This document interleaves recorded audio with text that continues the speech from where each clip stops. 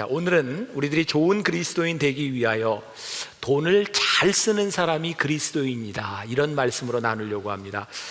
여러분 한번 생각해 보세요. 야, 저 사람은 돈을 참 잘 쓰네. 저 사람은 돈을 잘 쓰네.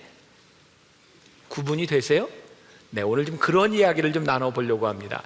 아마 여기 계신 여러분들 중에 제일 듣고 싶은 이야기 같은데 반응을 하세요. 여러분들 예수 믿고 부자 되세요? 네. 아마 우리들이 제일 좋아하는 말 가운데 하나가 예수 믿고 부자 되는 것일 것 같아요. 그런데 정말 하나님께서 여러분들이 부자 되기를 원하실까? 부자가 되는 것이 우리들에게 축복일까? 조금 더 생각해 본다면 어쩌면 여러분들이 부자 되는 것을 하나님이 원하시지 않을 사람도 있겠다라는 생각에서 이 말씀을 준비해 봅니다. 우리들에게 현실적으로 다가오는 문제들, 예수를 잘 믿는데 우리 주변에 가난하게 사는 사람들이 있습니다. 때때로 우리 고민이 생기죠. 예수를 잘 믿는데 왜 이렇게 가난하게 살까? 그런가 하면 예수를 믿지 않아도 떵떵거리며 잘 사는 부자들이 있습니다. 우리들이 부인할 수 없는 이 사실 앞에서 우리들은 이런 문제를 가지게 됩니다. 예수를 믿어도 가난해질 수 있고 예수를 안 믿어도 부자가 될 수 있다면 둘 중에 하나가 아닐까? 예수 믿는 것이 정말 축복이라고 하면, 예수를 믿는데도 가난하다고 하면 하나님 안 계신 거 아닐까? 정말 하나님이 계신데 가난한 사람이 있다고 하면, 그래, 하나님을 믿어도 그래, 부자가 되지 않는 것도 가능한 일이겠다라는 생각을 할 수 있겠죠. 돈이라고 하는 것 우리들에게 얼마나 실제적인 문제입니까? 여러분들 돈 좋아하세요? 안 좋아하세요? 지금부터는 굉장히 대답하기 민망한 질문들이 나올지 모르니까 그냥 속으로만 대답하셔도 좋습니까? 뭐 좋아한다고 하는 말보다 여러분 돈 사랑하세요? 안 사랑하세요? 제가 언젠가 그런 얘기 한 것 같아요. 우리들이 돈을 사랑하는데 문제는 돈이 우리를 안 사랑해 준다는 거.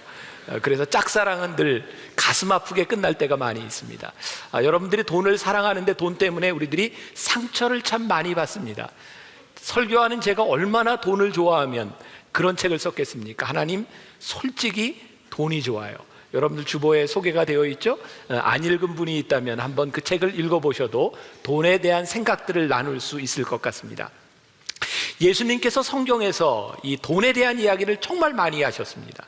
우리가 알고 있는 그런 비유들, 어리석은 부자, 거지와 나사로, 드라크마의 비유, 탕자의 비유, 가만히 보세요. 결국 그 비유의 핵심에는 뭐가 있어요? 돈 문제입니다. 우리들이 돈을 떠나서 살 수 없고요. 제가 이 강단에서 돈 이야기를 할 때 참 힘이 듭니다. 돈 이야기만 하면 여러분들 표정이 굳어지는 것 같아요. 근데 예수님 당시에도 예수님이 돈 이야기를 할 때 사람들 표정이 좀 굳어졌던 것 같아요. 그런데 예수님이 꿋꿋하게 돈 이야기를 참 많이 하셨어요. 왜냐하면 이 돈 문제가 해결되지 않고는 우리 신앙이 올바로 세워질 수 없기 때문입니다. 먼저 몇 가지 데피니션, 그 정의를 좀 내려보려고 합니다. 첫 번째, 돈이 좋은 것이기는 하지만 잘 사는 것의 기준은 아니다.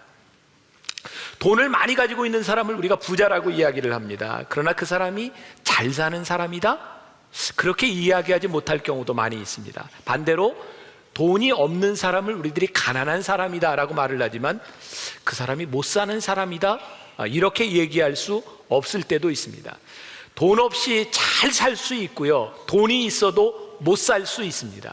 사도 바울이 빌립보서 4장 22절에서 나는 비천에 처할 줄도 알고 풍부에 처할 줄도 안다 라고 이야기를 하고 유명한 빌립보서 4장 13절의 말씀을 고백합니다. 내게 능력 주시는 자 안에서 내가 모든 것을 할 수 있느니라. 사도 바울이 능력 주시는 자 안에서 모든 것을 할 수 있다고 이야기할 수 있었던 이유는 그에게 돈이 문제가 되지 않았기 때문입니다. 가난에도 비천에도 풍부함에도 내가 처할 줄을 알게 되었다. 그리고 났더니 예수 그리스도의 능력 안에서 모든 것을 할 수 있다는 확신이 생긴 거죠. 여러분들이 예수를 믿고 있지만 그리스도 안에서 내가 모든 것을 할 수 있습니다라고 하는 고백은 아무나 할 수 있는 것이 아닙니다.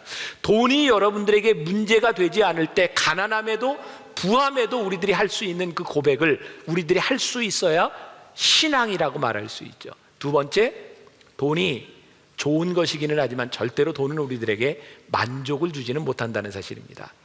마가복음 8장 36절에 이런 말씀이 있습니다. 사람이 만일 온 천하를 얻고도 자기 목숨을 잃으면 무엇이 유익하리요? 우리들 주변에서 돈 때문에 목숨을 끊는 사람들 봅니다. 또 돈 때문에 이렇게 형무소에 끌려가는 사람들을 봅니다. 이해할 수가 없죠. 아니, 세상에 돈이 그 정도 있으면 되지 뭘 더 욕심을 내다가 저렇게 비참한 최후를 맞는가. 근데 가만히 생각해 보면 그 정도면 될 것 같은데 우리들에게 그 정도가 생기면 만족스럽지 않다는 겁니다. 절대로 돈은 우리들에게 만족을 주지 못합니다. 여러분들이 이 정도 되면 될 것이라고 생각했던 것이 여러분들에게 만족을 주지 못하고, 성경은 우리들에게 이야기합니다. 너희들이 아무리 많은 것을 얻어도 너희들에게 생명이 없다면 너희들에게 무엇이 유익하겠느냐. 돈이 좋은 것이기는 하지만 만족을 주지 못한다. 세 번째, 돈이 좋은 것이기는 하지만 축복이라고 이야기하기보다는 돈은 은사인 것 같다는 생각이 듭니다. 여러분들에게 돈이 많은 것이 여러분들에게 유익하려면 여러분들에게 하나님이 주신 은사가 있어야 합니다. 돈을 버는 것이 문제가 아니라 돈을 잘 쓸 수 있는 은사가 우리들에게 있어야 돈이 우리들에게 축복일 수 있는 겁니다. 그러므로 우리가 돈에 대하여 하나님 앞에 기도할 때 하나님 돈을 주세요 라고 하는 기도보다는 하나님 앞에 저에게 은사가 있는가를 물을 수 있는 사람이 되어야 합니다. 우리들이 흔히 이야기하는 그 사람 참 돈 잘 쓰네, 잘 쓴다고 하는 게 두 가지죠. 돈을 잘 쓰든지 돈을 잘 쓰든지. 이해가 되시는 거죠? 둘 중에 하나일 겁니다. 우리들 주변에 돈을 잘 쓰기는 하는데 천박해 보이는 사람이 있는가 하면 돈을 잘 써서 아주 우아해 보이는 사람도 있습니다. 돈은 우리가 누구인지를 말해줍니다. 제가 오늘 돈을 잘 쓰는 사람, 좋은 그리스도인 되기 위하여 이 주제를 잡게 된 이유는 우리들이 좋은 그리스도인인지 아닌지를 분명하게 드러내는 것은 우리들이 돈을 어떻게 쓰느냐를 통해서 나타나게 되어 있다는 겁니다. 자, 이게 속으로만 대답하세요. 여러분들은 돈이 많을 때 행복합니까? 돈이 없을 때 행복합니까? 아니, 돈이 없는 게 더 좋으세요? 돈이 더 많은 게 좋으세요? 그냥 속으로만 생각해 보세요. 돈이 없을 때 우리들에게 시험이 찾아옵니다. 돈이 없는 것 때문에 지금 고통을 당하고 있는 분들이 이 중에 많이 있을 겁니다.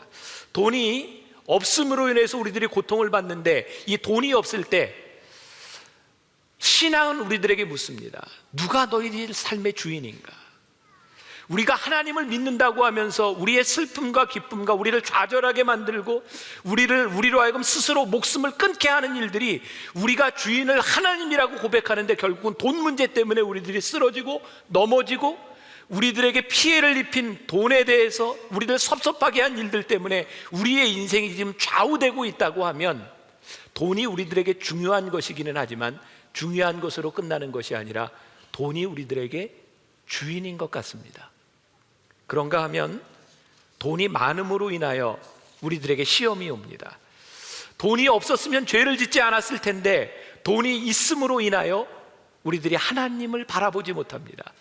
누가복음 16장에 우리가 잘 알고 있는 그 어리석은 부자에 대한 비유가 있죠. 여러분들 어렸을 때 전도지에 보면 이렇게 한복 입은 부자가 배를 이렇게 툭 내밀고 이야기하는 게 있죠. 곳간에 내가 이렇게 곡식을 쌓아두었으니 내가 이제 염려할 것이 없다. 그때 예수님께서, 하나님이 뭐라고 말씀하세요? 내가 오늘 내 생명을 취할진대 내가 쌓아오는 그것이 너에게 무슨 유익이 있겠느냐라고 말씀합니다. 그가 곳간에 곡식을 가득 쌓아놓으면서 하나님이 보이지 않습니다. 왜? 내가 이것 가지면 충분히 먹고 살 수 있을 것 같기 때문에 하나님을 의지하지 않아도 될 것 같습니다. 돈이 없음으로 인하여 우리들이 하나님이 주인이 아닌 것을 고백할 뿐만 아니라 우리는 돈이 있음으로 인하여 하나님이 내 삶에 더 이상 주인이 아니다고 하는 것을 보여주고 있죠. 돈은 본질적으로 악한 것은 아닙니다. 그러나 돈이 본질적으로 위험하다고 하는 것을 우리들이 알아야 합니다. 마태복음 6장 24절, 한 사람이 두 주인을 섬기지 못할 것이니 혹 이를 미워하며 저를 사랑하거나 혹 이를 중히 여기며 저를 경히 여김이라. 너희가 하나님과 재물을 겸하여 섬기지 못하느니라. 하나님과 재물, 두 개를 겸하여 섬기지 못한다. 그래서 돈은요, 누가 주인인지를 우리들에게 명확하게 해주는 영적인 문제라고 하는 것을 우리들이 잊지 말아야 합니다. 디모데전서 6장 10절 말씀 같이 봉독해 보겠습니다. 한 목소리로. 돈을 사랑함이 일만 악의 뿌리가 되나니 이것을 탐내는 자들은 미혹을 받아 믿음에서 떠나 많은 근심으로써 자기를 찔렀도다. 돈이 본질적으로 악한 것은 아니지만 이 성경이 뭐라고 이야기합니까? 돈을 사랑함이 일만 악의 뿌리가 되나니. 돈이 나쁜 것은 아니지만 돈을 사랑함으로 인하여 하나님을 사랑하지 못하기 때문에 그것이 일만 악의 근원, 뿌리가 된다고 말씀합니다. 우리는 돈으로 인하여 약이 될 수 있는 악한 영적 세력에 대하여 우리들이 깨어 있어야 합니다. 이 부분에 대하여 민감해야 합니다. 영적인 세력으로서의 돈은 하나님을 늘 대적합니다. 여러분들 속에 욕망이 생기고 육체적인 소욕을 현실화하는 이 돈에 대한 문제는요, 굉장한 영적인 세력이라고 하는 것을 여러분들이 알아야 합니다. 갈라디아서 5장 17절에 보니까 육체의 소욕은 성령을 거스리고 성령은 육체를 거스리나니 그랬어요. 여러분들이 돈을 가지고 육체의 소욕을 현실화하는 순간 여러분들이 성령의 소욕을 거스리게 됩니다. 그리고 하나님이 더 이상 여러분들의 삶의 주인이 아니라는 거죠. 우리가 육체적인 소욕을 구체화하는 것이 돈이라고 하는 것을 머릿속에 꼭 넣어두어야 합니다. 그러면 우리들에게 주어진 문제, 돈을 가지고 즐기고 누리는 모든 것, 금욕적인 것들을 다 끊어야 되는 것인가?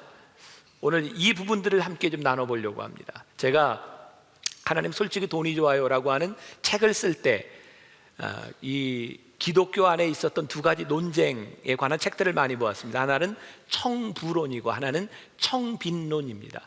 청부론은 뭐냐면 깨끗한 부자가 되겠다라고 하는 거고, 청빈론은 깨끗하고 가난하게 살겠다는 겁니다. 여러분들에게 묻습니다. 속으로만 대답하세요. 여러분들은 청부론이 좋습니까? 청빈론이 좋습니까? 네, 다 왔어요 지금. 우리들이요 깨끗한 부자로 살고 싶다. 이것이 우리들에게 참 많은 우리 크리스찬들의 욕망입니다. 부도덕한 돈 거부하고요, 우리들이 헌금도 열심히 하고 어려운 사람도 열심히 돕고 돈을 깨끗하게 벌어서 깨끗하게 살고 싶다. 제가 언젠가 그런 고백을 했습니다. 저 만나교회 담임 목사로 있으면서 청빈하게 살 자신 없습니다. 제가 분당에서 목회를 하면서, 이런 교회에서 목회를 하면서 저는 이미 청빈하고는 거리가 먼 사람 같습니다. 그러나 돈에 대해서 좀 깨끗하게 살려고 노력하는 그런 사람은 되고 싶습니다. 이 청빈이라고 하는 것은 저에게 늘 고민되었던 문제 중에 하나고, 그 고민을 정말 잘 해결해 주는 것이 청부론이었던 것 같습니다. 그런데 말씀을 준비하면서 이 청부론이라고 하는 깨끗한 부자라고 하는 이 말 가운데 정말 무시무시한 함정이 있다는 것을 깨닫게 됩니다. 신앙생활 잘하면 축복을 받습니다. 여러분 믿으십니까? 여러분 신앙생활 잘하면 여러분들의 자녀가 축복받을 것을 믿으십니까? 여러분들이 신앙생활을 잘하면 만사 형통할 것이라고 하는 것을 여러분들 믿으십니까? 우리가 분명히 신앙생활을 잘하면, 그런데 어느 순간에서부터인가 우리들의 목적이 신앙생활을 잘하는 게 아닙니다. 우리는 신앙생활을 잘해서 얻고 싶은 것이 있는 겁니다. 신앙생활을 잘해서 우리 자녀가 잘 돼야 되고, 신앙생활을 잘해서 내가 부자가 돼야 되는 겁니다. 그러다 보니까 어느 날 내가 돈이 없으면 신앙생활을 잘못한 것 같아요. 하나님이 나를 버리신 것 같아요. 어느 날 우리 자녀가 우리의 뜻대로 안 되면 내가 신앙생활을 잘못한 것 같아요. 우리들에게 부가 없으면 무언가 잘못된 것 같고, 우리들이 신앙생활을 잘한다고 이야기를 하지만 사실은 우리들 속에 꿈틀거리고 있는 이 돈에 대한 욕망, 물질에 대한 욕망을 버리지 못하고 살아가는 우리들의 모습을 바라보게 됩니다. 깨끗한 부자로 살아간다는 크리스찬의 그 허울 좋은 말, 그 가운데 우리의 욕망이 숨어 있습니다. 저희 교회 의사들이 참 많고요, 저희 교회가 차병원과 가까이 있기 때문에 차의과대학 의전 다니는 학생들에게 제가 1년에 한 번은 꼭 가서 말씀을 전합니다. 제가 의사가 되려고 하는 아이들에게 늘 이런 말을 전했습니다. 너희들이 앞으로 무슨 과를 선택하든 세상의 기준을 좀 거스릴 수 없는가? 세상은 이런 과를 가야 편하고 이런 과를 가야 돈을 잘 번다고 하기 때문에 예수를 믿는 너희들도 똑같이 그 길을 향해 가야 되는가? 아니면 예수를 믿기 때문에 우리들의 선택이 좀 달라야 하는가? 평신도들에 대한 문제일 뿐만 아니라 우리 목회자들에게 있어서도 교회를 선택하는데 어쩌면 그렇게 교회를 선택하는 기준이 세상 사람들과 똑같은 기준하에서 나에게 얼마만한 경제적인 이득이 있는가가 어느 교회의 목사가 될 것인가의 기준이 되고 있다면, 이거 우리들 예수를 잘 믿는 것과 우리들이 돈에 대한 욕망이라고 하는 것 사이에서 이거 분명한 기준이 있는가? 돈은 가치 중립적인 것입니다. 그러나 여러분들의 삶에서 무언가를 선택해야 될 때 그 선택의 기준이 무엇이었는가? 여러분들의 선택의 기준이 신앙적인 하나님이 아니라 돈이었다고 하면 여러분 솔직하게 고백해야 됩니다. 내 삶의 주인은 돈입니다. 하나님이 아닙니다. 그렇기 때문에 이 물음 앞에서 돈은 영적인 세력일 수밖에 없습니다. 결국 돈을 섬기며 우리의 인생을 선택하든지 하나님의 편에 서서 하나님 앞에서 돈을 거부할 수 있는 믿음과 용기가 있든지 그 둘 중에 하나가 분명히 드러나기 때문에 돈은 영적인 문제라는 것입니다. 누가복음 18장 18절부터 23절까지에 있는, 여러분들이 가셔서 오늘 하루 좀 말씀을 묵상할 수 있는 기회가 있었으면 좋겠습니다. 우리가 잘 알고 있는 부자 청년 관원에 대한 이야기가 있습니다. 부자였고 청년이었고 사회적인 지위가 있는 한 사람이 예수님을 찾아옵니다. 예수님, 어떻게 하면 제가 영생을 얻을 수 있겠습니까? 그리고 자기에 대해서 이야기를 하죠. 제가 율법도 잘 지켰고 가난한 사람도 잘 구제하며 살았습니다. 대표적인 청부론자입니다. 제가 율법을 지키며 신앙생활 잘 했고요, 가난한 사람도 구제했고요, 제 생활이 이 정도로 깨끗합니다. 그런데 하나님이 저에게 축복 주셔서 저 부자고요, 젊은 나이에 이런 관직에까지 올라갔습니다. 근데 예수님께서 너 잘했다 칭찬하신 것이 아니라 너에게 한 가지 부족한 것이 있다. 내가 가지고 있는 재산을 다 팔아서 가난한 사람에게 나누어 주고 나를 쫓을 것이니라. 부자가 근심하여 돌아갑니다. 우리들 흔히 착각하는 게 있습니다. 예수님께서 내 재산을 다 팔아서 가난한 사람에게 나눠주라라고 했을 때, 아, 교회는 이렇게 재산을 팔아서 나눠주는 곳이구나. 아니요, 예수님의 관심은 지금 가난한 자에게 있지 않습니다. 그 부자 청년 관원의 영혼에 있습니다. 내가 구원을 받으려고 하면 저 가난한 사람들을 도와줘야 되는 것, 그것에 대한 문제가 아니라 지금 네가 놓지 못하고 있는 그 집착, 내가 가난한 사람을 도왔지만 여전히 너의 주인은 돈이다. 내 주인이 누구인지 분명히 하고 와라. 이것은 돈을 나누어 주라고 하는 것에 대한 문제가 아니라 내 삶의 주인이 누구인지를 분명히 하라고 하는 영적인 물음이었습니다. 오늘 제가 이 돈에 대한 설교를 하면서 제가 여러분들에게 제가 지금 돈을 어떻게 쓰고 있는지, 제 경제적인 일들을 다 이야기한다면, 솔직하게 이야기한다면 여러분 은혜가 안 될 겁니다. 저 자신 없습니다. 제가 하나님 솔직히 돈이 좋아요라고 하는 설교를 시리즈로 할 때, 그때가 한 6년 전이었던 것 같습니다. 제가 담임 목사 되고 얼마 되지 않았을 때 저 굉장히 강하게 설교했습니다. 돈에 대해서. 그때는 가진 게 없었어요. 근데 이렇게 생기다 보니까 이게 점점 수위가 약해지더라고요. 돈이 있음으로 인하여 나에게 자유함을 준 것이 아니라 돈이 있음으로 인하여 내가 자유함을 잃어버린 제 모습을 봅니다. 저 여러분들에게 그렇게 모범적으로 살아가는 사람 아닙니다. 그러나 제가 오늘 여기서 설교할 수 있는 이유가 딱 한 가지 있습니다. 저에게 아직도 살아있는 양심과 고민이 있다는 겁니다. 제가 돈을 쓰는 것에 대하여, 제가 지출하는 것에 대하여 제가 늘 고민이 있다는 겁니다. 하나님 목회자로서 하나님, 제가 어떻게 살아가야 됩니까? 제가 여기에 서 있는 이유는 완전하기 때문이 아니라 제가 돈 문제를 가지고 고민하는 사람이기 때문에 오늘 여러분들과 함께 이 영적인 문제를 나눌 수 있는 것이라고 생각합니다. 우리 중에 누가 이 돈 문제에 대해서 완전할 수 있겠습니까? 어쩌면 하나님은 우리들의 완전함을 요구하시는 것이 아니라 끊임없이 우리들에게 물으시는 영적인 그 물음을 우리들에게 묻고 계신 것 같아요.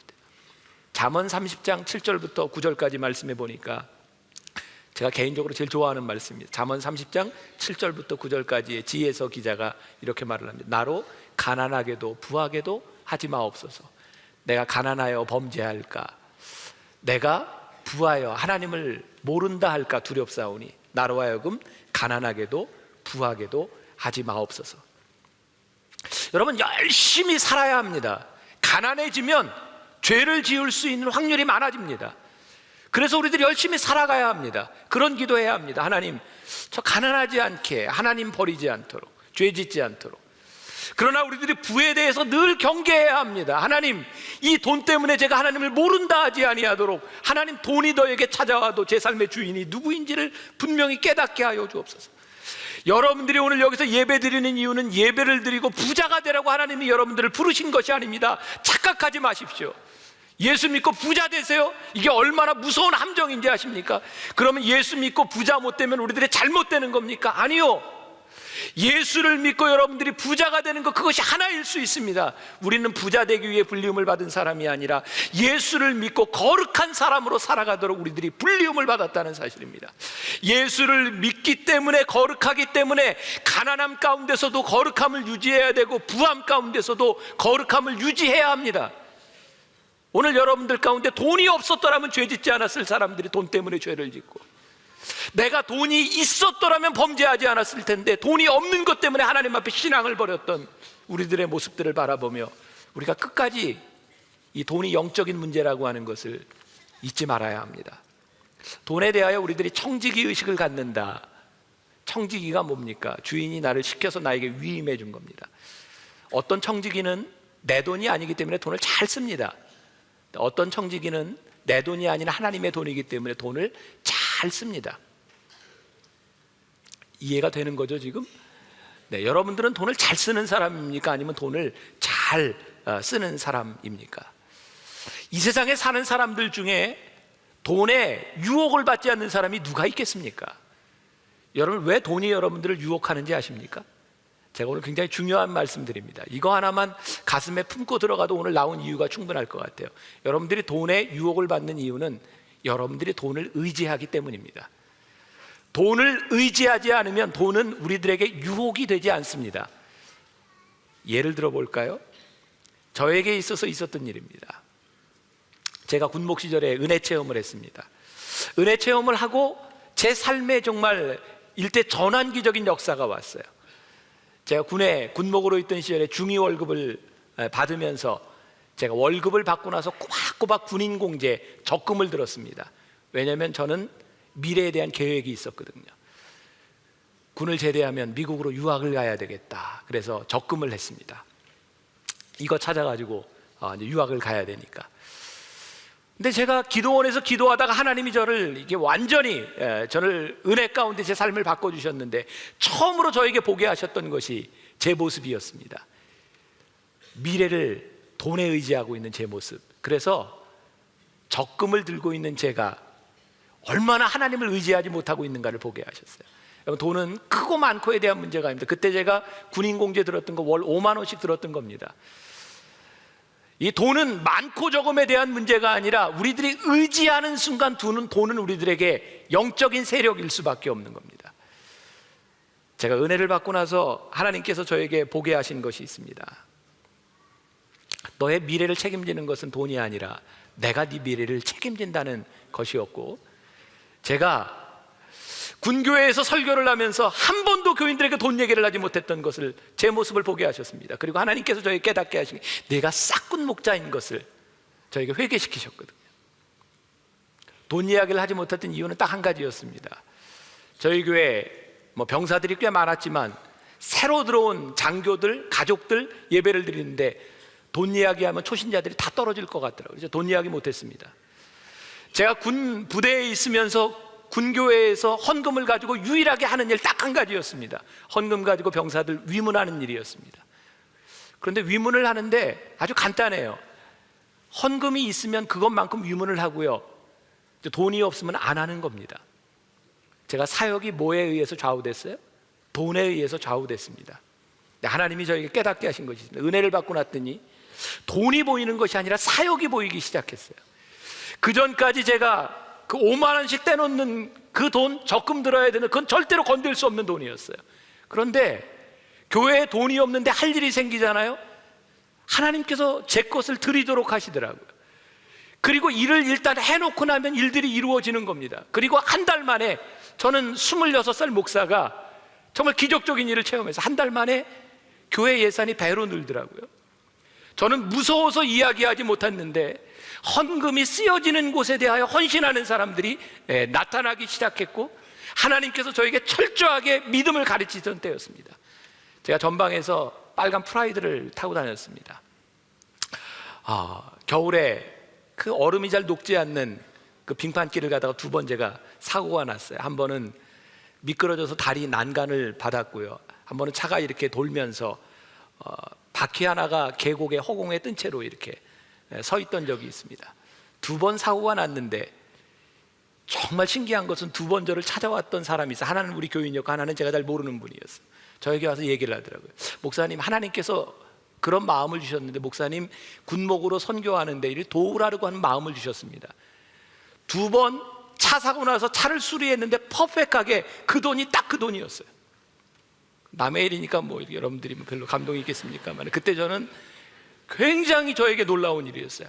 하나님께서 도우시는구나, 하나님께서 함께 하시는구나, 내 사역의 주인이 돈이 아니라 하나님이라고 하는 사실을 하나님이 그때 저에게 아주 철저하게 깨닫게 하셨어요. 제가 요즘 돈을 이렇게 모으지 않는다, 또 제가 만나교회 담임 목사로 있으면서 제가 집을 소유하지 않겠다, 저에게 중요한 것은 돈이 아니라, 저에게 중요한 것은 제가 준비하는 미래가 아니라 하나님의 사역이라고 생각을 하기 때문에 하나님이 그 마음을 저에게 깨닫게 하셨던 것 같아요. 제가 요즘 젊은 목회자들을 만나거나 신학생들을 만나면, 제가 만나교회 목회를 하기 때문에 이렇게 도움을 줘야 하는 위치에 있습니다. 제가 뉴욕 지리를, 맨하탄 지리를 잘 모르니까 공부를 하고 있었던 한 학생 목사님이 저를 이렇게 안내를 하며 도와줬습니다. 점심때가 되어서 식당으로 가자고, 좋은 데 가세요, 내가 살 테니까 좋은 데 가세요. 그래서 이제 맨하탄에 있는 식당에 가게 되었습니다. 그 학생 목사님이 저에게 그러더라고요. 목사님, 오늘 점심은 제가 사겠습니다. 학생이 무슨 돈이 있어요. 고맙습니다. 왜? 제가 그동안 다니면서 이렇게 저를 안내해주고 그러는 학생들 뭐 있잖아요. 목사님, 오늘 제가 대접할게요.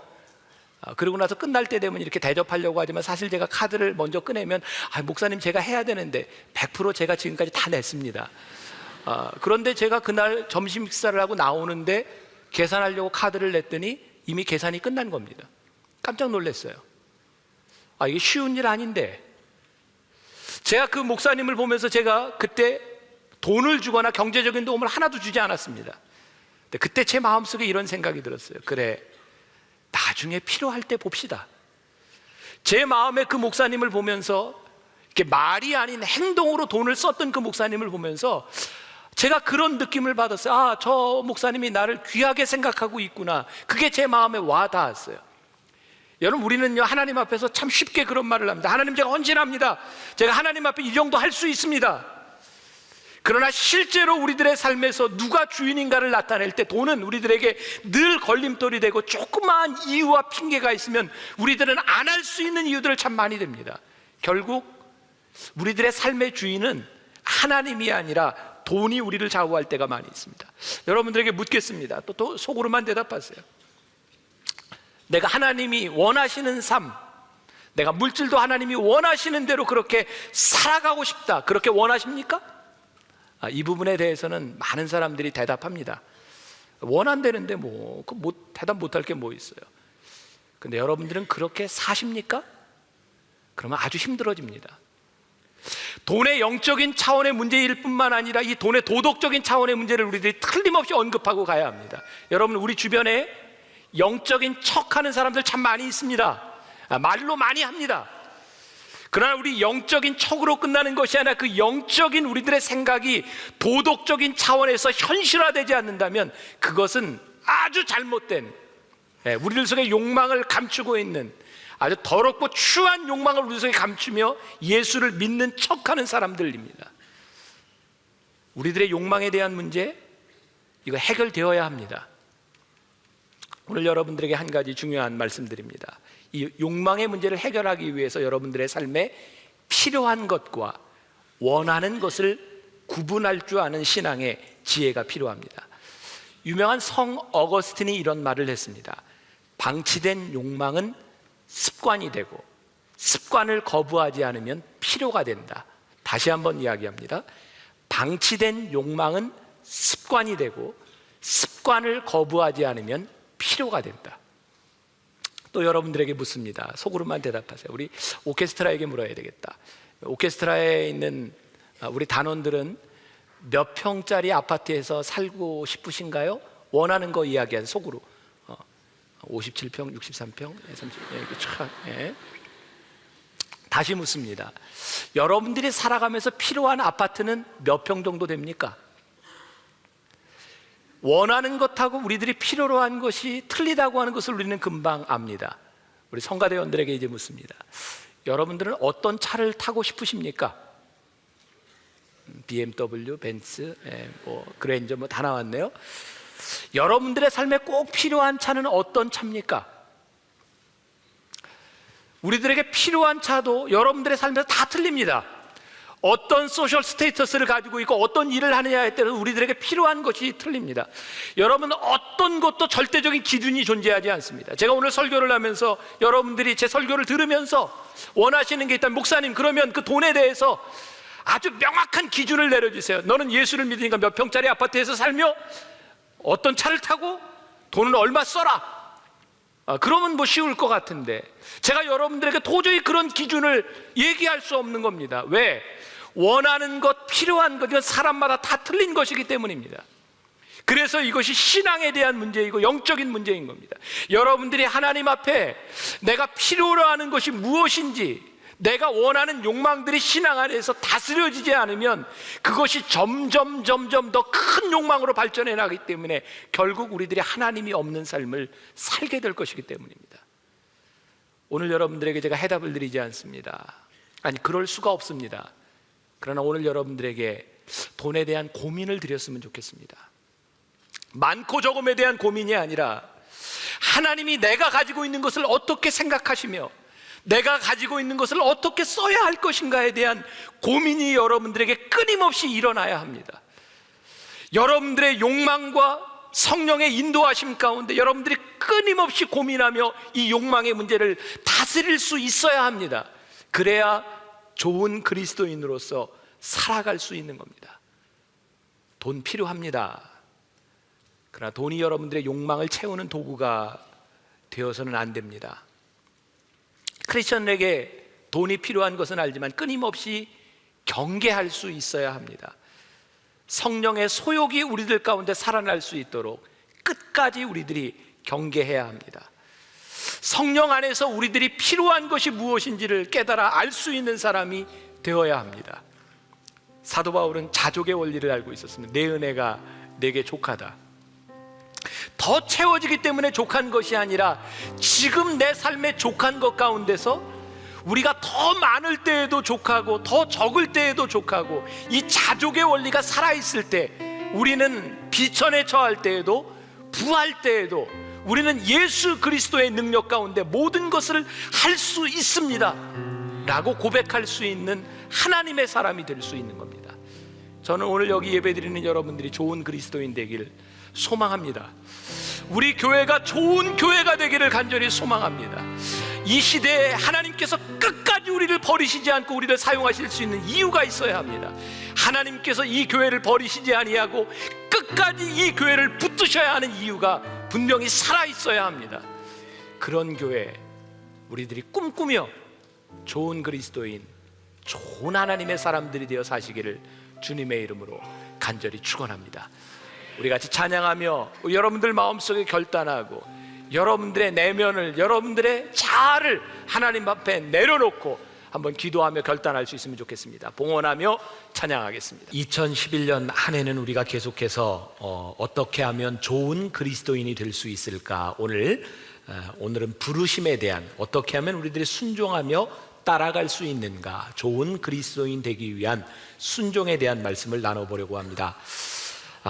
우리가 부르심을 받았다. 여러분들 스스로 부르심을 받았다고 생각하세요? 우리 부르심의 가장 큰 확실한 근거가 되는 것은 우리들이 구원받았다고 하는 확신이 아닐까. 구원받은 사람과 그렇지 못한 사람, 우리가 구원을 받았다고 하는 것은 우리들의 삶의 관점을 확 송두리째 바꿔놓는 역사이기도 합니다. 하나님을 알지 못하는 사람들은 늘 우리 눈앞에 보이는 일들에 집중합니다. 이 문제를 어떻게 해결할까 생각합니다. 그러나 구원받은 백성들은 조금 더 본질적인 문제들에 집중합니다. 우리를 구원하신 분, 우리를 부르신 그분이 우리를 향해 어떤 계획을 가지고 계신가? 우리들 눈앞에 보이는 것보다 더 본질적인 문제, 그것에 관심을 가지게 됩니다. 오늘 사도 바울은 오늘 본문에서 이렇게 이야기합니다. 하나님께서 우리를 부르셨다. 우리를 군사로 모집하셨다. 그래서 우리들이 이 땅 위에 살아가는 동안 군사로서 살아가야 될 이유가 있다. 이렇게 말씀하고 있습니다.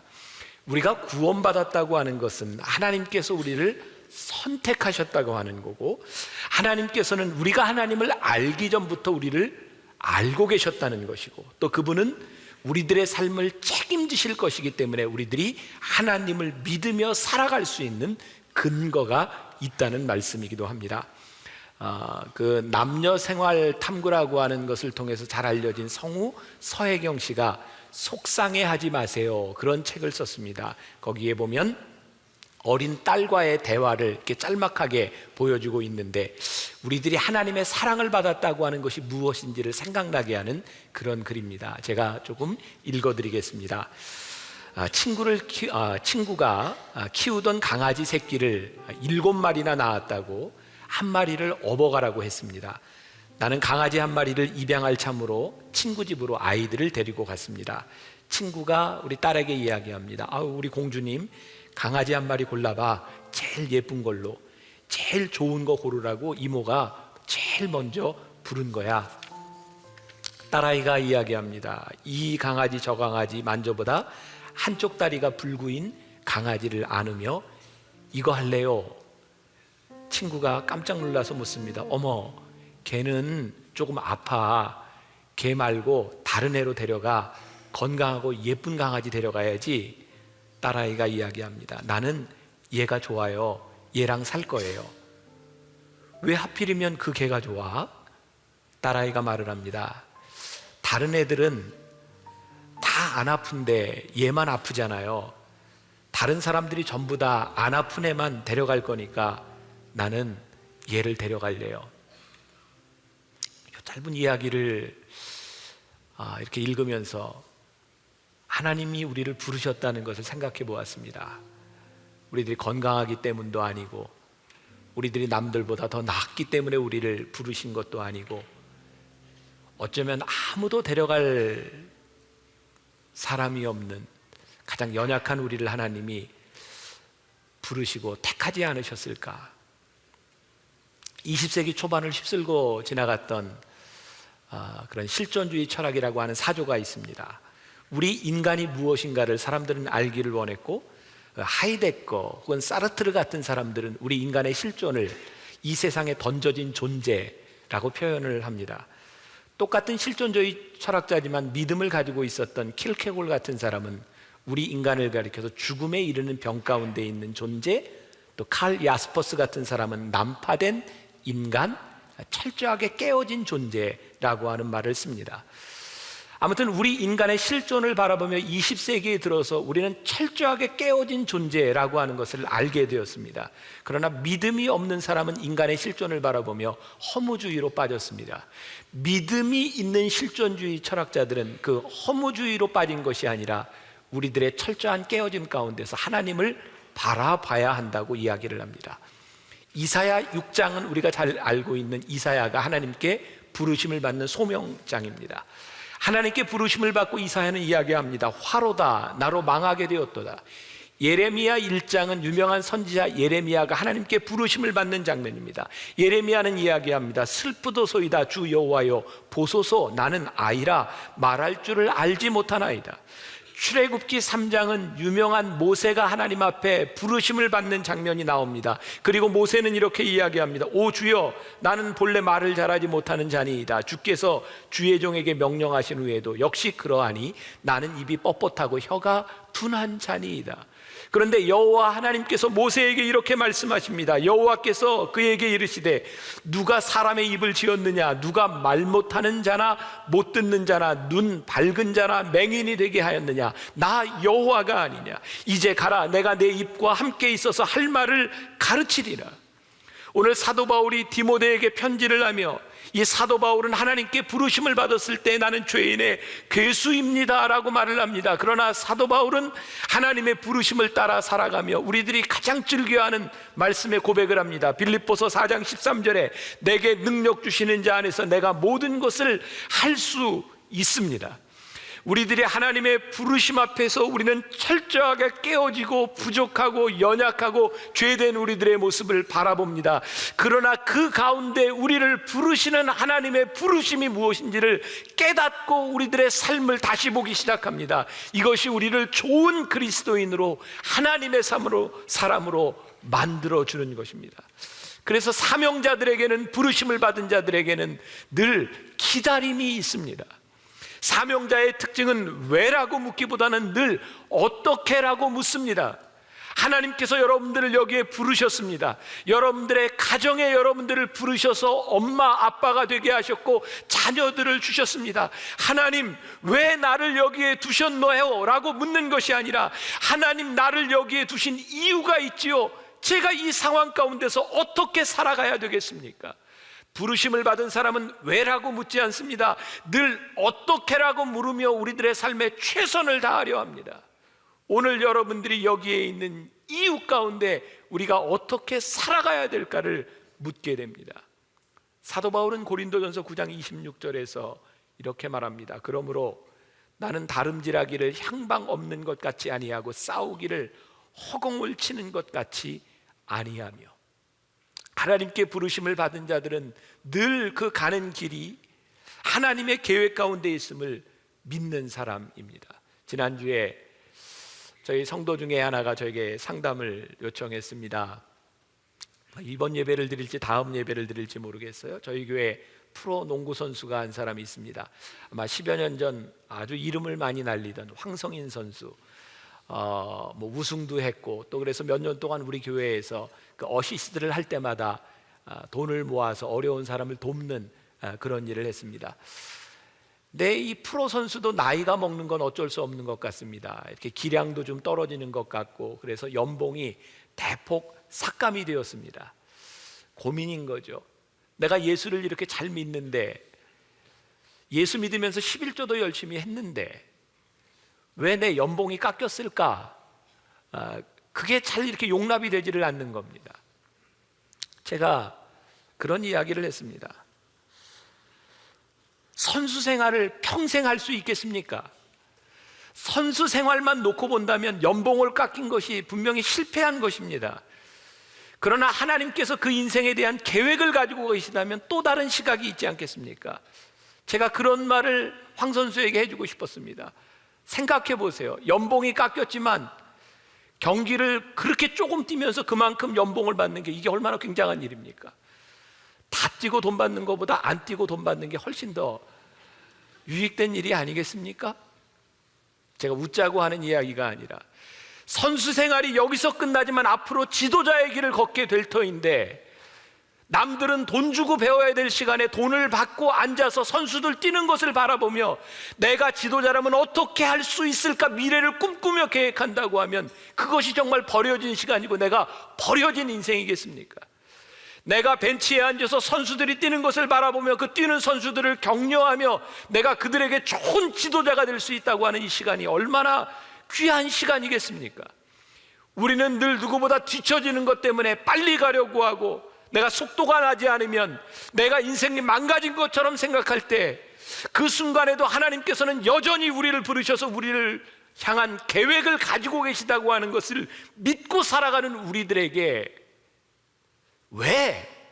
왜라고 하는 것보다 어떻게 이 시간을, 우리를 부르신 이 시간을 잘 지나갈 수 있을까 믿음의 눈으로 우리를 보는 것, 그것이 하나님의 사람의 모습이 아닐까. 순종한다고 하는 것은 속도를 내는 것이 아니라 완주하는 것입니다. 사도 요한은 그가 반모섬에 유배되었을 때 그가 평생을 홀로 있는 그 시간 가운데 하나님의 사랑을 경험하고 요한계시록을 쓰고 요한 1, 2, 3서를 씁니다. 지난 성지순례 때 지금 터키 카파도키아라고 하는 지역에 괴레메라고 하는 곳을 방문하게 되었습니다. 여러분들 뒤에 저기 바위들이 보이는데 가까이 보면 저 바위에 전부 구멍들이 나 있습니다. 저렇게 구멍들이 나 있는데 저기에 사람들이 들어가서 평생을 저곳에서 삽니다. 위대한 교부들, 아니 믿음을 지키려 했던 사람들이 저 속에 숨어서 은둔 생활을 해야 했습니다. 왜냐하면 예수를 믿는 것이 너무나 힘든, 예수를 믿기 때문에 죽어야 됐던 그들의 삶 가운데, 아니 신앙을 지켜야 됐던 사람들이 저곳에 들어가지 않으면 신앙을 지킬 수 없기 때문에 그곳에서 믿음을 지키며 죽어갔습니다. 그런다 우리는 그들을 바라보며 실패한 인생이라고 이야기하지 않습니다. 낙오된 인생이라고 이야기하지 않습니다. 그들은 끝까지 신앙을 지켰기 때문에 우리는 성자라고 이야기합니다. 그들이 평생을 고난 가운데 지나갔지만 그들은 실패한 인생이 아니었습니다. 오늘 본문 말씀해 보니까 너는 그리스도 예수의 좋은 병사로 나와 함께 고난을 받으라. 이 말씀을 묵상하면 바로 등식이 성립합니다. 좋은 병사 이퀄 고난을 받으라는 겁니다. 우리의 인생에 고난을 받는 것이 목적이 아닙니다. 그러나 좋은 군사가 되기 위해서 필연적으로 따라오는 것이 고난임을 우리들이 부인할 수 있겠는가? 저는 요즘 목사로서 목회를 하며 참 많이 깨닫는 것이 있습니다. 그래, 고난이 목적은 아니지만 고난의 과정이 없이 순종하는 삶을 절대로 살 수 없다는 겁니다. 우리가 좋은 그리스도인으로 살아간다고 하는 그 과정 가운데 틀림없이 고난이라는 것이 우리들에게 찾아오게 되어 있습니다. 좋은 그리스도인 되어 산다는 것, 우리 믿음의 동료들에게 이렇게 말할 수 있어야 합니다. 당신이 하나님의 사람이라면 저와 함께 고난 당해 보시지 않겠습니까? 고난받는 누군가를 바라보며 당신의 인생이 실패가 아니라 나와 함께 고난 받아보시지 않겠습니까? 사도 바울이 오늘 영의 아들 디모데에게 하는 이야기입니다. 내가 그리스도의 좋은 병사로 나와 함께 고난받자. 강남의 사랑의 교회가 제자 훈련을 합니다. 훈련을 하는 동안 사람들에게 생활 숙제를 내줍니다. 주님의 제자가 된다고 하는 것이 어떤 의미인지를 가르쳐 주는 거죠. 매일 아침 남편이 출근할 때면 바로 같이 출근해서 이렇게 돌아다니다가 늘 남편 퇴근할 때 돌아오는 그런 교인들에게는 생활 숙제를 12시까지는 꼭 집을 지키십시오, 그런 숙제를 내주기도 하고, 청소하기를 제일 싫어하는 게으른 주부에게는 매일 옷을 정리하고 청소하라는 숙제를 내주기도 하고, 매일 생활에 바쁜 사람들, 성경을 읽을 수 없는 사람 남자들에게는 매일 성경을 읽으라는 숙제를 내주기도 한답니다. 부르심에 합당한 삶을 살아간다고 하는 것이 우리들이 당연히 해야 될 삶의 의무에서 해방된다는 것을 의미하지 않습니다. 여러분들이 좋은 그리스도인 된다고 하는 것은 여러분들의 삶에서 지켜야 될 도리들을 지키며 살아가는 것, 그렇기 때문에 힘들고 그렇기 때문에 신앙도 지키고 삶도 지키는 것이 때때로 우리들에게 고난일 수 있는 것, 그래서 고난에 동참합시다 라고 이야기할 수 있어야 부르심에 합당한 삶을 살아가는 사람입니다. 저는 부르심을 따라 살아가는 사람들에게는 삶의 스토리가 있다고 생각합니다. 여러분들이 어떤 드라마나 영화를 보고 나서 이런 표현을 쓰죠. 아우, 저건 스토리가 없어. 뭐 보긴 본 것 같은데 저건 뭐 이야기가 없어, 작품성이 없어 라는 이야기를 하기도 합니다. 전쟁을 하는 군인들 총을 쏘고 돌격 앞으로 하면 앞으로 가고, 뭐 총을 쏘고 이렇게 기여하지만 사실 병사들은 자기들이 무엇을 하는지 알지 못하고 명령에 그냥 복종할 때가 많이 있습니다. 그러나 작전 계획을 짜고 있는 사령관의 머릿속에는 큰 그림이 그려져 있습니다. 여러분, 훌륭한 병사는 내가 하고 있는 그 명령에만 순종하는 것이 아니라 내가 이 명령을 통해 무엇을 하고 있는 그 스토리와 각본을 보고 살아가는 사람입니다. 여러분들이 지금 살아가면서 좋은 그리스도인으로 부르심을 받았다고 하는 것은 하나님께서 나와 함께, 주와 함께 고난을 받는 그 스토리 가운데 너희도 함께 살아보자고 하는 부르심이 우리들에게 있는 겁니다. 더 이상 우리들이 인생의 대본을 외우는 데 시간을 허비하는 것이 아니라 그 대본대로 움직일 수 있는 용기가 필요하고요. 군인들이 군인 정신, 복무 수칙 이런 것들을 외우는 것이 군인된 목적이 아니라 군인 정신을 가지고 복무 수칙을 가지고 군인처럼 살아가라고 하는 겁니다. 오늘 우리들이 부르심을 받은 사람이라고 하는 것은 오늘 말씀을 듣고 성경을 배우는 데 집중하라고 하는 것이 아니라 배운 대로 살아가기 위해서 몸부림치라는 겁니다. 왜 우리를 여기에 부르셨습니까가 아니라 우리를 부르셨기 때문에 어떻게 살아갈까요? 여러분들이 이제 가족들과 함께 만나는 여러분들의 삶의 현장 한가운데서 어떻게 우리들이 좋은 그리스도인으로 부르심 받았는가를 우리들이 표현하라는 겁니다. 우리는 종종 입에 침을 튀며 찬양하며 이런 말을 합니다. 하나님을 찬양합니다. 하나님을 찬양하는 게 뭡니까? 오늘 성가대가 하나님을 찬양했습니다. 저는 그것이 찬양의 다가 아니라고 생각하는 사람입니다. 그들이 찬양했기 때문에 찬양대원으로서의 삶이 있어야 합니다. 찬양은 이 세상 가운데 우리를 부르신 하나님 앞에 치열한 찬양자로서의 삶이 있어야 되고, 오늘 여러분들이 예배하는 것 때문에 제가 하나님을 예배합니다, 이 손 올라간 것으로 끝나는 것이 아니라 하나님 앞에 손 올려 예배했기 때문에 치열하게 예배자로서의 부르심에 합당한 삶이 우리들에게 필요한 겁니다. 제가 성지순례를 하며 느끼는 것, 소위 교회가 타락했다, 기독교가 타락했다, 그 타락의 시작은 더 이상 세상과 싸우지 않으면서 타락하기 시작합니다. 더 이상 세상의 핍박을 받지 않으면서 교회가 타락합니다. 저는 우리 한국 교회, 한국 사회, 기독교의 가장 큰 타락의 시작, 죄송합니다, 한국 대통령 가운데 장로 대통령이 3명이나 되었습니다. 대통령이 장로이면서 기독교는, 교회는 기득권 세력이 되었고, 예수를 믿는 것이 더 이상 핍박이 아니라 예수를 믿는 것이 출세의 가도를 달리는 길이 되었고, 예수를 믿는 사람끼리 서로 끌어주며 기득권을 가지기 시작하며 교회는 타락해 가기 시작했습니다. 우리가 예수를 믿는다고 하는 것, 하나님을 믿는다고 하는 것, 이 세상 가운데 하나님을 믿기 때문에 치열하게 믿음을 지키기 위한 싸움이 끝나는 순간 우리의 믿음도 끝나는 것 같습니다. 중세 기독교 역사 가운데, 초대 기독교 역사 가운데 화려한 성전이 지어지며 교회는 급격하게 쇠락의 길을 걷게 됩니다. 교회는 많은 것을 가지고 있기 때문에 결코 축복이 아닙니다. 우리가 사명자로 살아가는 데 있어서 우리들이 많이 가진 것이 축복이 아닙니다. 많이 쓸 수 있고 적극적으로 가난해질 수 있고 적극적으로 고통받지 않으면 그것이 우리들에게 결코 축복이 아닙니다. 저는 여러분들이 하나님의 축복을 받는 사람이 되기를 원합니다. 그러나 그 축복이 축복이어야 합니다. 내 축복을 지키기 위해서 축복을 잃어버리는 사람이 아니라 나에게 주신 축복을 가지고 복된 삶을 살아갈 수 있어야 부르심에 합당한 사람이 되는 것입니다.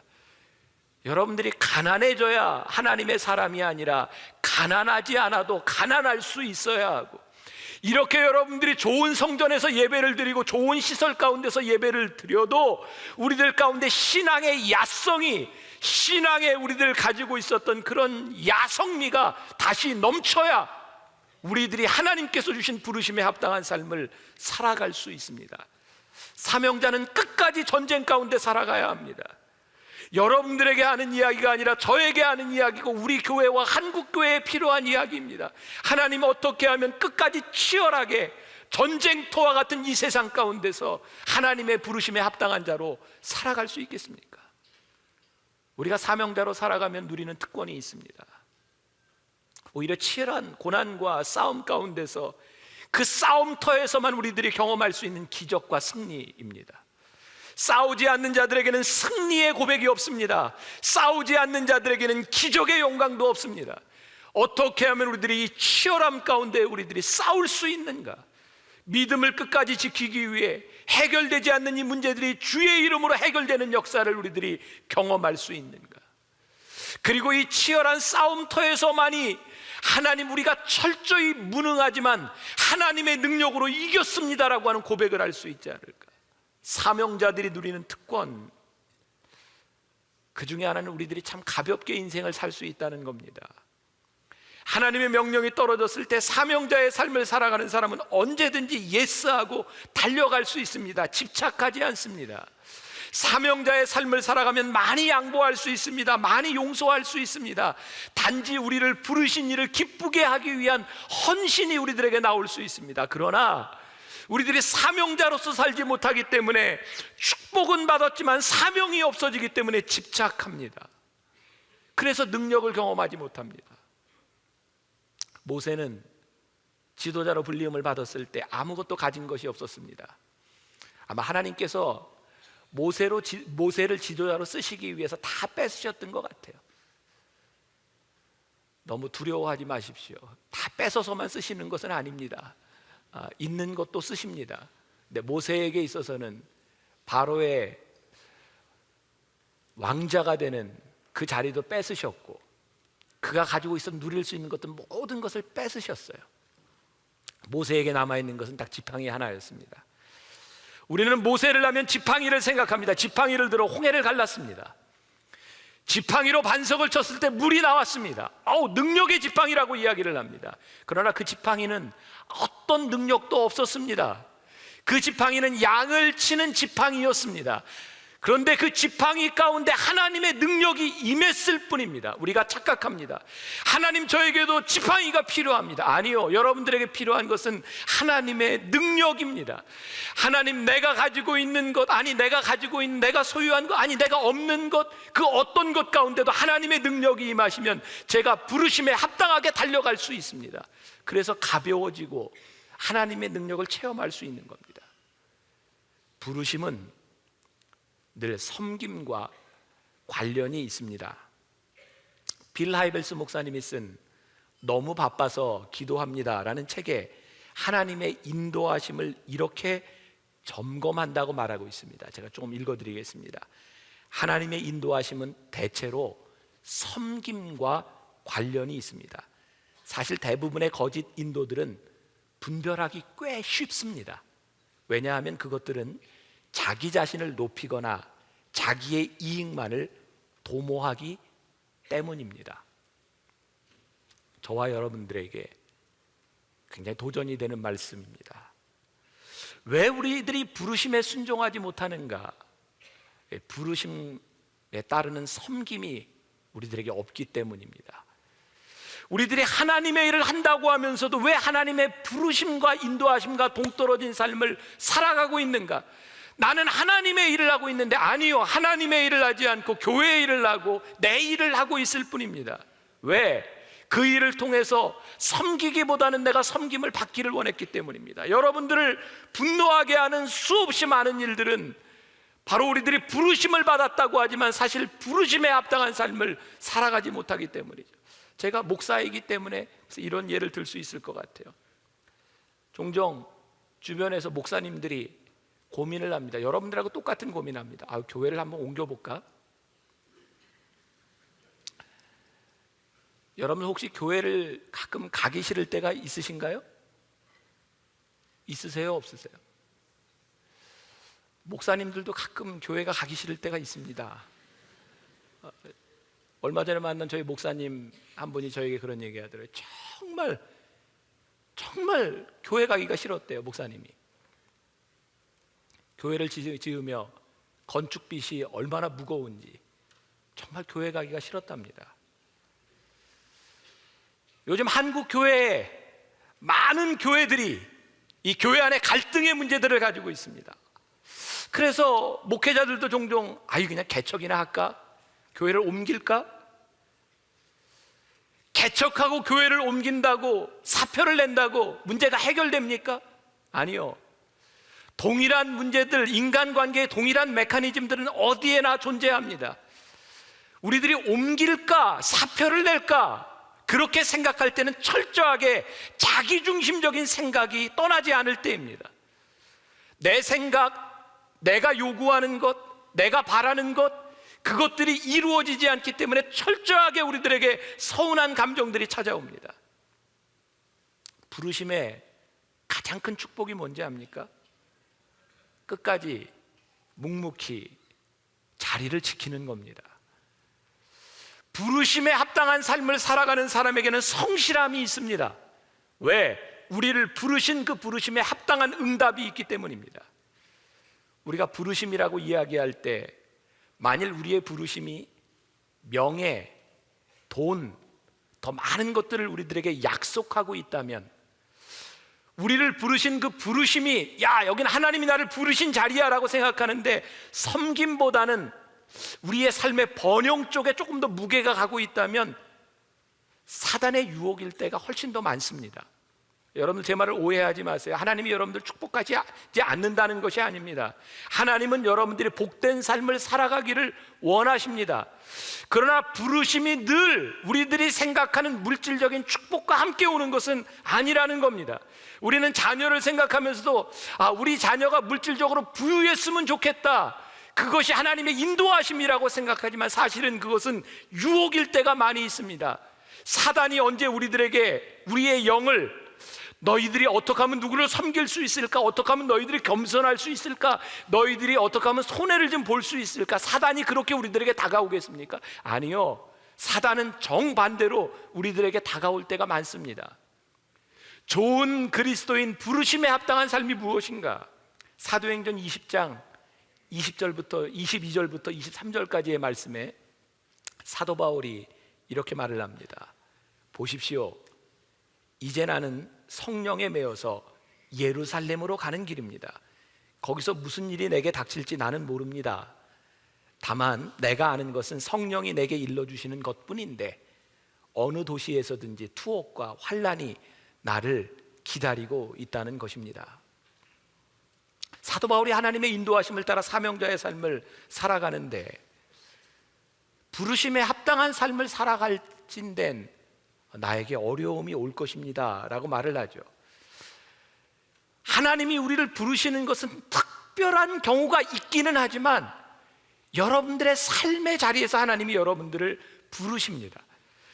여러분들이 특별한 곳에서 응답하려고 하지 말고 먼저 여러분들이 몸담고 살아가는 그 자리에서 우리들이 응답할 수 있어야 합니다. 어느 날 갑자기 누가 찾아와서 목사님, 하나님께서 저를 특별하게 부르셨는데 복음성가 가수가 되래요. 근데 노래가 아닙니다. 참 곤란합니다. 하나님이 왜 저 사람을 그렇게 부르셨을까? 진짜 부르셨을까? 어떤 사람이 오늘 하나님 저를 부르셔서 목회자가 되라고, 하나님 신학교에 가라고 저를 부르셨습니다. 근데 제가 잘 납득이 잘 가지 않습니다. 그 사람의 옛 습성이 바뀌지 않았습니다. 선천적으로 게으르고 책 읽기 싫어하고 근면하지 않은 사람이 목회자가 되면 여러 사람 피곤합니다. 그게 진짜 부르심인가 점검해야 될 필요가 있습니다. 하나님이 우리를 부르셔서 쓰실 때 우리의 삶을 송두리째 바꿔놓으시는 역사가 일어납니다. 여러분들이 변하지 않고 여러분들의 결단이 일어나지 않고 하나님이 우리를 부르신 것 같아? 아니요. 철저하게 점검해야 합니다. 여러 사람이 힘들게 만들어줍니다. 저는 정상적인 그리스도인들, 좋은 그리스도인들이 대다수여야 한다고 생각합니다. 물론 특별한 부르심이 있지만 모든 사람을 특별하게 부르시지 않기 때문입니다. 그래서 우리들이 일반적으로 점검해야 될 것이 있습니다. 찰스 스탠리가 쓴 하나님의 음성을 듣는 법이라는 책에 인도하심을 받고 살아가는데 몇 가지 주의할 점을 이야기합니다. 여러분들에게 도움이 될 것 같아요. 먼저 첫 번째, 어떤 인도하심이 당신의 인생 전체를 바꿔놓을 수 있는 중대한 사안을 단시간 내에 결정하라고 요구한다면 의문을 제기하십시오. 주변에 있는 당신의 사랑하는 사람들을 배려하지 않는 인도하심이 혹시 이기심은 아닐까 생각해 보세요. 또 하나, 어떤 인도하심이 당신으로 하여금 꽤 큰 빚을 지게 만든다든지 다른 사람을 곤란하게 하거나 타협해야 하는 입장 혹은 위험에 처하게 만든다면 의문을 제기하십시오. 하나님은 인도하심을 따르는 사람을 통해서 영광을 받으시기를 원하시지 누군가 상처받기를 원하시지는 않습니다.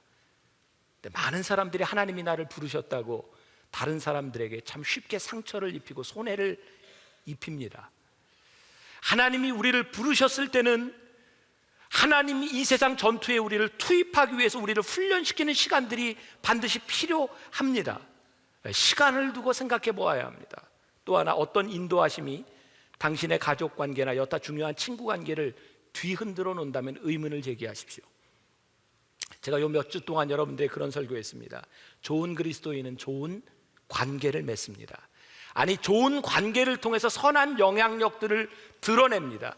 근데 여러분들이 인도하심을 받았다고 여러분들의 관계들이 다 깨지고 있다면 여러분들의 인도하심이 맞는 것인지 점검해야 합니다.